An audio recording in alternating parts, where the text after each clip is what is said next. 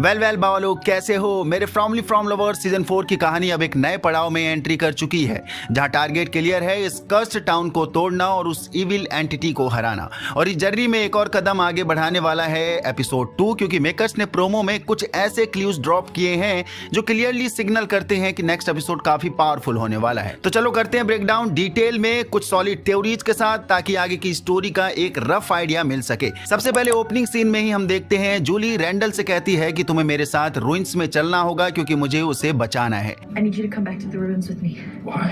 Because I'm going to save him.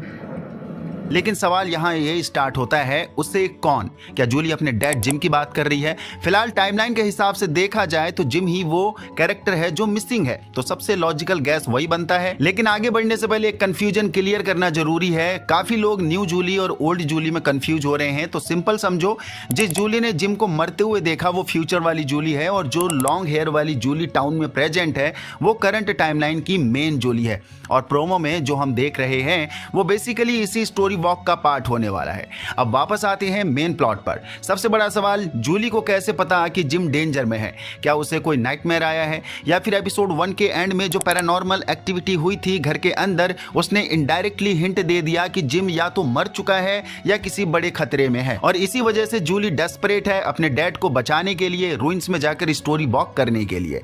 अब Randall की बात करें, रैंडल को क्लियरली इस प्लेस के बारे में कोई आइडिया नहीं है, और वही दूसरी तरफ जूली को हम टेलीपोर्ट होते हुए भी देखते हैं डायरेक्टली पास्ट इवेंट्स में। और एक स्पेसिफिक सीन, जिम अपनी वैन में है और मॉन्स्टर्स ने उस वैन को घेर रखा है। अब ये दो पॉसिबल टाइमलाइन हो सकती है यहाँ, या तो वो मोमेंट जब Matthews family first time town में आई थी एंड देन एक्सीडेंट के बाद ईथन का पांव घायल हो चुका था, यानी रॉड चली गई थी, तो उसे ही बचाने के लिए रात में जिम, बॉयड एंड क्रिस्टी यहाँ रुके थे, यानी वैन में। क्योंकि आप देखोगे तो वैन से जिम बाहर झांकते हुए भी दिख रहा है और यहाँ बॉयड है उसके पीछे।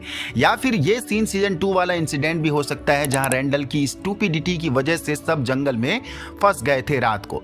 क्योंकि रैंडल डोना को मारने जंगल लाया था, देन उसके बाद बॉयड और जिम यहां आ गए थे उसे बचाने के लिए, लेकिन रात होने के कारण इन्हें यहां वैन में रुकना पड़ा था। सो ये मोमेंट भी हो सकता है प्रोमो वाला, यानी जो प्रोमो में दिखाया गया है। बाकी अगर लॉजिकली देखा जाए तो ये सीजन 2 वाला मोमेंट ज्यादा एक्यूरेट लगता है, क्योंकि उस सीन को ट्रेलर में भी थोड़ा और एक्सटेंड करके दिखाया गया था। और उस वक्त एग्जैक्टली क्या हुआ था, रैंडल ने वैन का ग्लास तोड़कर भाग लिया था, मॉन्स्टर उसके पीछे चले गए थे, जिम, बॉयड और डोना को चांस मिला, वो तुरंत वैन से निकलकर टाउन में वापस आ गए थे।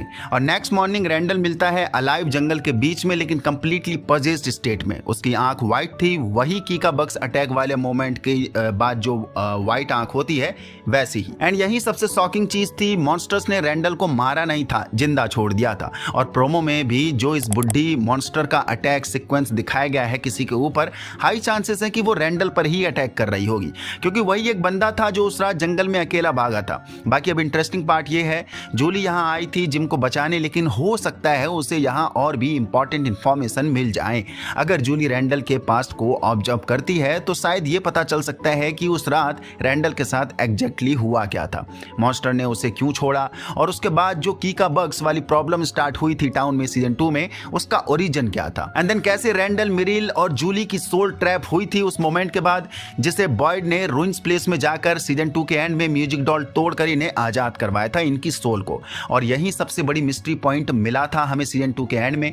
एबी ने जिम की मरी हुई बॉयड की मरी हुई वाइफ ने बोला था कि इन तीनों को मत बचाओ, इन्हें छुड़ा के मत ले जाओ, वरना सभी लोग संकट में आ जाएंगे। तो ये शायद मिस्ट्री यहाँ रिवील हो जाएगी। सो इनडायरेक्टली ये पूरा सीक्वेंस टाउन के कर्स को समझने का एक बड़ा स्टेप बन सकता है। बाकी अब ट्रेलर का एक इमोशनल मोमेंट हमने देखा था, जूली रूइंस पर बैठे रो रही थी और रैंडल उसे कंसोल कर रहा है।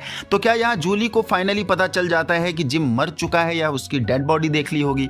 फिलहाल जो नैरेटिव बिल्ड हो रहा है उस हिसाब से ये ही सबसे स्ट्रॉन्ग पॉसिबिलिटी लगती है, क्योंकि रिएक्शन जेन्युइन ग्रीफ का है, सिर्फ फियर का नहीं है। और एक और इंपॉर्टेंट लाइन ट्रेलर में जूली कहती है, हमें कोई रूल्स ही नहीं पता है।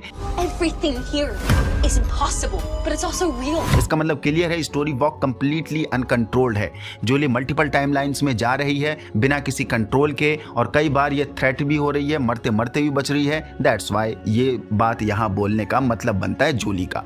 एंड नेक्स्ट स्टेप क्या होगा, इस पैटर्न को समझना होगा और समहाउ इस एबिलिटी को कंट्रोल कैसे किया जाएगा, एक टाइमलाइन से दूसरी टाइमलाइन में कंट्रोल्ड वे में जाना वगैरह वगैरह, ये सारी चीजें। बाकी नेक्स्ट सीन शिफ्ट होता है एल्जिन और बॉयड पर। एल्जिन बॉयड को कन्फ्रंट करता है और बॉयड का डायलॉग काफी हैवी है। वो कहता है अगर लोगों को सच पता चल गया कि तुमने क्या किया और उसके बदले फिर हमें तुम्हारे साथ क्या करना पड़ा, तो लोग एक दूसरे से ही डरने लग जाएंगे। यानी सिचुएशन सिर्फ मॉन्स्टर्स तक लिमिटेड नहीं है, अब इंटरनल कॉन्फ्लिक्ट भी स्टार्ट होने वाला है। और यहाँ बॉयड का मोटिव क्लियर लगता है, वो एल्जिन को अपनी साइड लाना चाहता है क्योंकि एल्जिन के पास एबिलिटीज हैं, वो वॉइसेस सुन सकता है और ये चीज आगे चल के काफी यूजफुल हो सकती हैं सभी के लिए, इस टाउन के कर्ज को तोड़ने के लिए। बाकी अब आते हैं सबसे डिस्टर्बिंग विजुअल्स पर। मोटेल के साइन बोर्ड पर एक बैग लटका हुआ दिख रहा है जिसमें ब्लड स्टेन्स क्लियरली विजिबल्स हैं, और यहाँ एक स्ट्रॉन्ग पॉसिबिलिटी ये बनती है कि वो जिम का कटा हुआ सर ही हो सकता है लटका हुआ। और अगर ये सच है तो ये मैन इन येलो का एक साइकोलॉजिकल अटैक होगा।